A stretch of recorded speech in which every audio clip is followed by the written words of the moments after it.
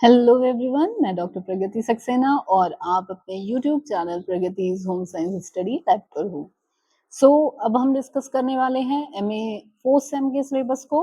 तो चलिए समझते हैं कि आपके इस बार क्या-क्या सब्जेक्ट्स रहने वाले हैं। ठीक है, तो आपके जो सब्जेक्ट्स रहेंगे वो इस बार 3 थ्योरी के पेपर रहने हैं और 2 प्रैक्टिकल रहने हैं और एक आपका प्रोजेक्ट रहेगा। ठीक है, जो पहला पेपर आपका रहेगा वो रहेगा एलिमेंट ऑफ सोशियोलॉजी। सेकंड जो रहना है वो आपका housing finance and construction. Third है आपका history of traditional embroidery of India और 2 आपके प्रैक्टिकल। ठीक है, जिसमें एक हाउस प्लान रहना है और दूसरा आपका ट्रेडिशनल एम्ब्रॉयडरी प्रोजेक्ट रहना है। और ठीक है, और प्रोजेक्ट आपका रहेगा ही। ठीक है, तो स्टार्ट करते हैं इसको समझना कि जो आपका पहला है एलिमेंट ऑफ सोशियोलॉजी कि उसमें क्या क्या चीजें आपकी एलिमेंट्स ऑफ सोशियोलॉजी कि इसमें जो यूनिट्स हैं, पहला आपका है सोशियोलॉजी का मीनिंग, डेफिनेशन, नेचर, स्कोप, इसकी कितनी ब्रांचेस हैं, इसमें क्या क्या कंटेंट है, मतलब क्या क्या विषय वस्तु रहेगी आपकी, और इसको होम साइंस से सोशियोलॉजी को आप होम साइंस से कैसे कनेक्ट करेंगे। ठीक है, तो ये चीजें आप जानोगे। नेक्स्ट इसी में टॉपिक आपका जो फर्स्ट यूनिट में रहेगा वो रहेगा बेसिक कॉन्सेप्ट ऑफ सोसाइटी कि सोसाइटी समाज क्या होता है और कम्युनिटी ग्रुप्स क्या है, मतलब प्राइमरी और सेकेंडरी ग्रुप्स जो हैं वो उनको अ, उनको कैसे आइडेंटिफाई करेंगे या उनकी क्या कैरेक्टरिस्टिक्स रहेंगी, ये आप जानेंगे।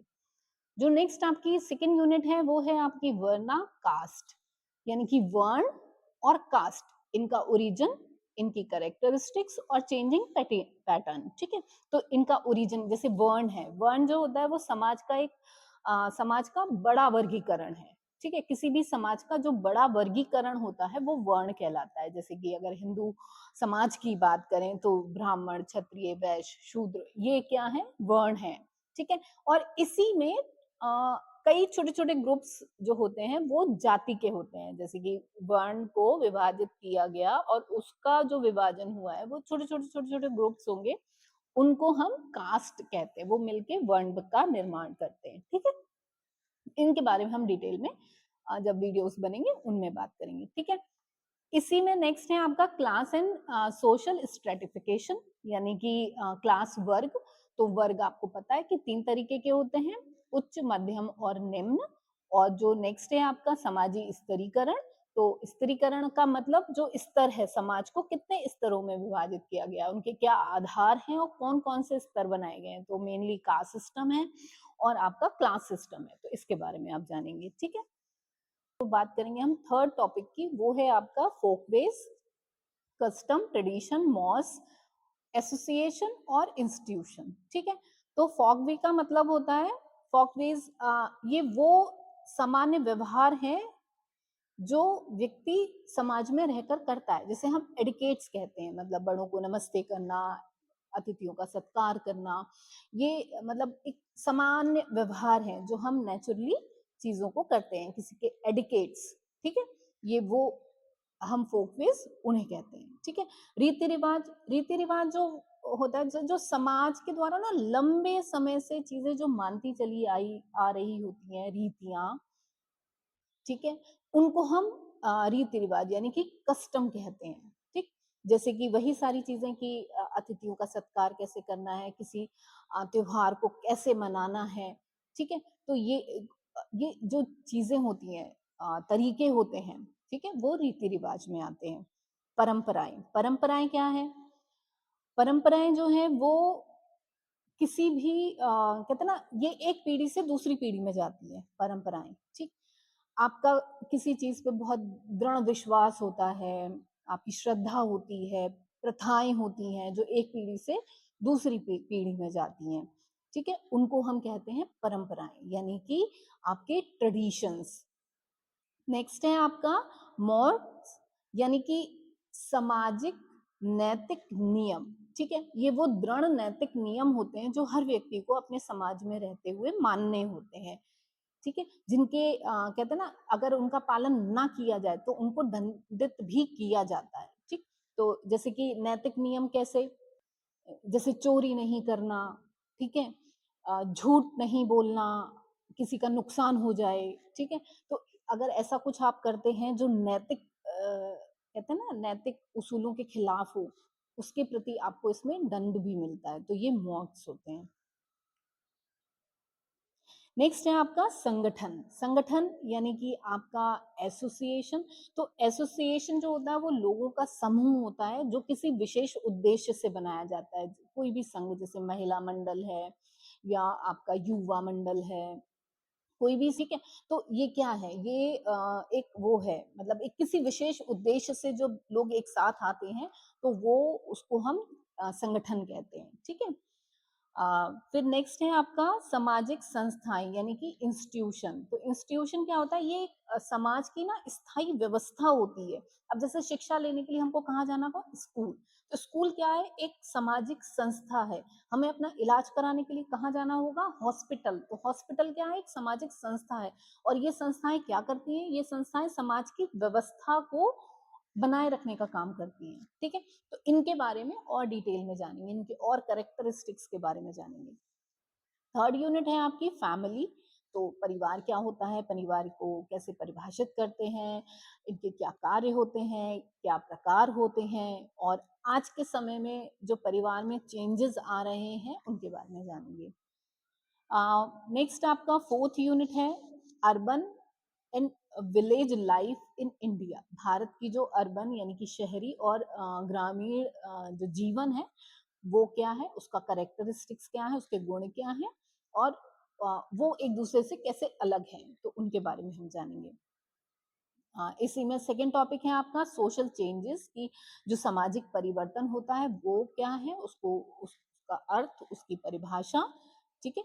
और सामाजिक परिवर्तन को कौन कौन से ऐसे कारक होते हैं ना जो प्रभावित करते हैं, तो उनके बारे में डिटेल में जानना है। थर्ड इसमें लास्ट आपका टॉपिक है फोर्थ यूनिट का, वो है social evils of India society, ठीक है। यानी कि जो सामाजिक कुरीतियां हैं भारत के समाज की, भारतीय समाज की, ठीक है, उनके बारे में जानेंगे। तो हमें सबको पता है कि कास्टिसिज्म, जातिवाद, आपका डाउरी सिस्टम, चाइल्ड मैरिज, ठीक है, ऐसी और भी कुरीतियां हैं तो उनके बारे में डिटेल में जानना होगा। तो ये पहला आपका पेपर है, ठीक है। नेक्स्ट आपका जो पेपर है वो हाउसिंग फाइनेंस एंड कंस्ट्रक्शन है। तो इसमें भी आपके 4 यूनिट्स हैं। पहला यूनिट है आपका housing needs and protective economic affection and social importance, यानी कि एक घर की क्या आवश्यकता होती है, ये हमको कैसे प्रोटेक्ट करता है, कैसे ये हमारे लिए इकोनॉमिक होता है, और किस तरीके से हमको एक कहते हैं ना घर की वजह से, एक मकान की वजह से या एक घर की वजह से कैसे हमारी सोशल इंपॉर्टेंस बनती है, ठीक है। तो उसके बारे में जानेंगे। फिर प्रिंसिपल ऑफ हाउसिंग प्लान, मतलब क्या क्या सिद्धांत होते हैं एक हाउस को प्लान करते वक्त, तो उनको हम जानेंगे। Norms and standards of building, ठीक है। House planning for different income group, यानी कि जो डिफरेंट इनकम ग्रुप्स हैं आपके, उनके बारे में जानेंगे। उनके हिसाब से हम कैसे हाउस प्लान करें, मतलब हाई इनकम ग्रुप के लिए हम कैसे हाउस प्लान बनाएंगे, मिडिल के लिए और लो के लिए, तो सब तीनों के लिए अलग अलग हाउस प्लानिंग हम जानेंगे कैसे करनी है, ठीक है। नेक्स्ट यूनिट है आपकी housing finance and construction cost of house building, factor affecting cost of house finance agencies like bank, LIC and cooperative housing societies, ठीक है। इसका मतलब कि हाउ एक घर बनाते समय हमें कैसे फाइनेंस की क्या आवश्यकता होती है, ठीक है। एक घर बनाते समय में क्या कंस्ट्रक्शन कॉस्ट पड़ सकती है, कौन कौन से फैक्टर्स ऐसे होते हैं जो घर बनाते समय उस कॉस्ट को अफेक्ट करते हैं, घर बनाने की कॉस्ट को, ठीक है। कौन कौन सी ऐसी फाइनेंस एजेंसीज हैं, बैंक्स हैं, LIC हैं, कोऑपरेटिव हाउसिंग सोसाइटीज हैं जो हमको हाउस लोन देने में हेल्प करती हैं, या उनका जो हाउस लोन होता है उनका कैसे कैसे उनका प्रोसीजर रहता है, ठीक है। फिर है आपका building material use in construction and finishing, यानी कि कौन कौन से ऐसे मटेरियल्स यूज करते हैं हम बिल्डिंग बनाते समय, कंस्ट्रक्टिंग के टाइम और फिनिशिंग के टाइम, तो इनके बारे में हम जानेंगे। आपकी थर्ड यूनिट है इंटीरियर डिजाइनिंग, तो आंतरिक साज सज्जा के बारे में जानोगे कि एक घर को कैसे, इसकी क्या जरूरत है, ठीक है, इसकी क्या इंपॉर्टेंस है, कैसे एलिमेंट्स ऑफ आर्ट जो होते हैं वो किस तरीके से हमको सेलेक्ट करने चाहिए, principle of designs, colour, dimension of colour जानोगे, स्कीम्स जानोगे, colour schemes, factor affecting using colour in interior designing, मतलब हमको जब इंटीरियर डिजाइन कर रहे होते हैं तो कैसे हम वो किस तरीके से कलर स्कीम को अफेक्ट करते हैं, बच्चों के कमरे में कैसा कलर करेंगे, वही कलर हम जो है किसी बुजुर्ग के कमरे में नहीं कर सकते, ठीक है, तो रूम्स में, अलग अलग रूम्स में कैसे कैसे कलर होंगे, एक रूम से दूसरे रूम का जो कलर कैसे डिफरेंस होना चाहिए और कैसे एक दूसरे से कनेक्टेड भी होना चाहिए, ऐसा नहीं कि, ठीक है। फिर नेक्स्ट है आपका इसमें फोर्थ यूनिट है फर्नीचर फर्निशिंग। तो फर्नीचर फर्निशिंग में आप जानोगे जो वॉल फिनिशेस होती हैं वो आप जानेंगे, विंडो ट्रीटमेंट्स आप जानेंगे और फ्लोर कवरिंग के बारे में जानेंगे। वैसे तो ये चीजें आपने इससे पहले वाले ईयर में पढ़े होंगे, पर इस बार और थोड़ा सा डिटेल में समझोगे। फिर फर्नीचर के बारे में जानोगे कि फर्नीचर की क्या इंपॉर्टेंस है, इसको कैसे क्लासिफाई किया गया है और हमें फर्नीचर अरेंजमेंट कैसे करना चाहिए और किस तरीके से सिलेक्शन करना चाहिए अपने फर्नीचर का, ठीक है। तो ये सारा डिटेल आप हाउसिंग फाइनेंस एंड कंस्ट्रक्शन में पढ़ोगे। नेक्स्ट आपका जो थर्ड पेपर है वो history of traditional embroidery of India, ठीक है। तो इसमें 3 यूनिट्स है, बट ये 3 यूनिट्स अपने आप आपको बहुत बेसिक से लेके चलना पड़ेगा, इसमें हर एक चीज पे फुल फोकस करना पड़ेगा, तब आप इसमें थ्योरी लिख पाएंगे, ठीक है। इसमें पहली यूनिट है आपकी history of traditional embroidery of India. History पढ़नी है पूरी अपने इंडिया की, किस फॉर्म में, ट्रेडिशनल एम्ब्रॉयडरी के रेफरेंस में, ठीक है। तो हमारी जो ट्रेडिशनल एम्ब्रॉयडरी रही है इंडिया की वो कौन सी रही है, कब कब कैसी कैसी रही हैं, क्या क्या रही हैं, उनके बारे में आपको जानना होगा। कौन कौन सी फेमस सिटीज हैं जो कि एक स्पेसिफिक एम्ब्रॉयडरी के लिए जानी जाती हैं, इनके बारे में आपको जानना होगा।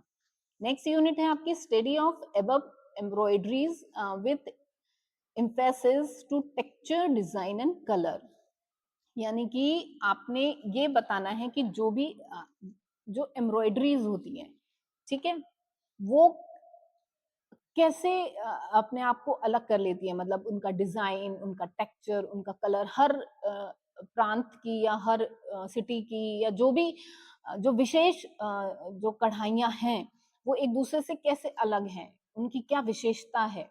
सेकेंड यूनिट है आपकी study of above embroideries with emphasis to texture, design and color। इसमें पहला आपका है helpful hint for embroidery, garment style suitable of design। मतलब अब आपको ये जानना है कि जो एम्ब्रॉयडरीज हैं उनके टेक्सचर, उनका डिजाइन, उनका कलर, ठीक है, वो कैसे, वो क्या क्या होता है। अब जैसे कि उत्तर प्रदेश की चिकनकारी है, कर्नाटका की कसूती है, ठीक है, तो ये कैसे एक दूसरे से अलग है, इनका डिजाइन अलग होता है, इनका टेक्सचर अलग होता है, इनका कलर अलग होता है, मतलब सब में कुछ कुछ कुछ कुछ बिल्कुल अंतर होता है ना, टाकों का फर्क होता है। तो इनके बारे में जानना है कि ये कैसे एक दूसरे से अलग होते हैं। और जब हम कोई भी गारमेंट डिजाइन करते हैं तो हमको उस गारमेंट के हिसाब से कैसी कहते हैं ना सुटेबल डिजाइन या पैटर्न लेना चाहिए। अब लहंगा है, लहंगे पे हम जितना जरी और जरदोजी और पर्ल का काम करेंगे या कुंदन का काम करेंगे उतना ही वो खूबसूरत लगेगा। अगर सिंपल धागों का काम करेंगे तो उतना वो कहते हैं ना ग्रैंड लुक नहीं देगा, ठीक है। तो ये हमको जानना होगा कि एक सुटेबल गारमेंट के लिए, एक गारमेंट जब हम कोई गारमेंट स्टाइल करते हैं तो उसके लिए सुटेबल डिजाइन हम कैसे एम्ब्रॉयडरी में सेलेक्ट करें, ठीक है। नेक्स्ट इसी में है कि बेसिक जो स्टिच होते हैं एम्ब्रॉयडरीज के उनके बारे में जानोगे कि रनिंग स्टिच है, स्टेम स्टिच है, चेन स्टिच है, फ्लाई स्टिच है, lazy daisy, back stitch, French knot stitch, आपकी Sindhi, mirror work, button hole stitch, ठीक है। तो इन सब के बारे में आप, इनके पैटर्न भी बनाने होंगे, इनके नमूने भी बनाने होंगे और इनके बारे में भी आपने पढ़ना होगा और लिखना होगा, ठीक है। नेक्स्ट है आपका ट्रेडिशनल एम्ब्रॉयडरी ऑफ इंडिया। तो इन्होंने कुछ विशेष तौर पे दे रखी हैं, उनके बारे में विस्तार से पढ़ना है आपको, like Kasuti of Karnataka, Phulkari of Punjab, Sindh embroidery, Chikankari of Uttar Pradesh, Kashmiri का कसीदाकारी, कच्छ काटीवार ऑफ गुजरात। तो ये सारी आपने एम्ब्रॉयडरीज डिटेल में पढ़नी होंगी और इन सबके सैंपल भी तैयार करने होंगे। ठीक है, अब बात करते हैं प्रैक्टिकल की। तो अभी चूंकि हम टेक्सटाइल की ही बात कर रहे हैं, तो इसी पे ही एक आपकी फाइल बनेगी प्रॉपर, जिसमें ये सारे नमूने आपके जो भी हैं 6-7 नमूने कढ़ाइयों के, इनके बारे में आप डिटेल में लिखेंगे भी और इनके नमूने भी बनाकर लगाएंगे। ठीक है, फर्स्ट प्रैक्टिकल रहेगा वो हाउस प्लान का रहेगा। तो इसमें आपको क्या करना है, इसमें नमूने बनेंगे, आपके सैंपल्स बनेंगे, LIG, MIG, HIG, इनके हिसाब से हाउस प्लान करना होगा, पूरा ग्राफ तैयार करना पड़ेगा आपको एक घर का। एक LIG के लिए, एक हाई इनकम ग्रुप के लिए, एक मिडिल इनकम ग्रुप के लिए और एक लो इनकम ग्रुप के लिए।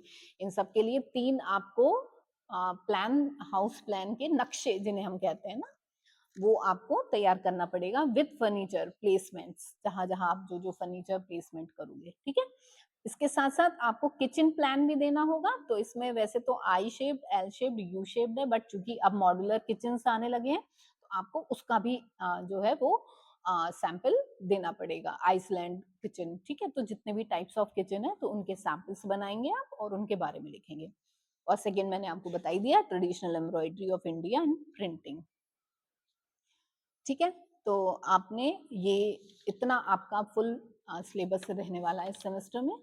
और एक प्रोजेक्ट और रहेगा आपका जो अभी तक रहता आया है, तो उसी को आगे जो भी इंटरनल आपके यहाँ होगी मैम, वो आपका प्रोजेक्ट का काम देखेंगी। ठीक है, तो ये रहा आपका MA 4th सेम।